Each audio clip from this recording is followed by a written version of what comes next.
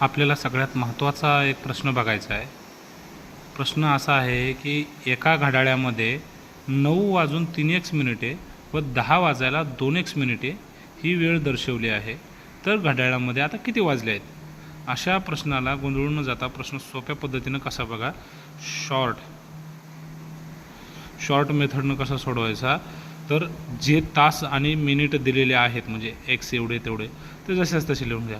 9:03 बरोबर 10 वाजायला किती मिनटं कमी आहेत?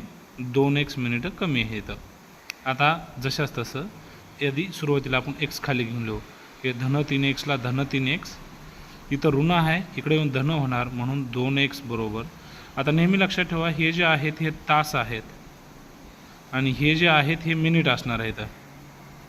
मग हे इकडले पण तास आणि हे आहेत ते मिनिट येणार, उत्तरामध्ये पण मिनिटच येणार आहे ते, म्हणून हे धन 2 बरोबर. हे 10 जशाच तसे इकडल्या धन आहेत इकडे जाऊन ऋण होणार 9 बरोबर. 3x अधिक 2x किती झाले? 5x बरोबर. 10मधून 9 गेले, 1 उरला, पण सांगितल्याप्रमाणे हा तास आहेत याला मिनिटामध्ये कन्वर्ट करायचं बरोबर 60 मिनिटं. हां, आता 5x बरोबर 60 आलं.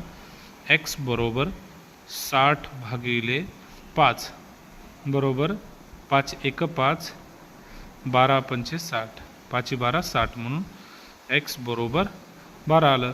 आता सोपी पद्धत, सगळ्यात शेवटी दिलेल्या वेळेमध्ये ती वेळ ठेवून घ्यायची आहे. मग सुरुवातीला काय सांगितलं होतं किंवा एका घड्याळामध्ये 9:03 9:03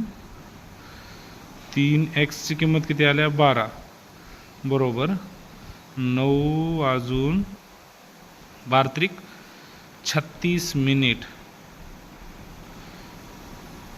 आणि काय सांगितलं? 10 वाजायला किती बाकी आहेत? 2x मिनिटं, म्हणून 10 वजा 2x 2 गुणिले 12 बरोबर 24, म्हणजे 10 वाजायला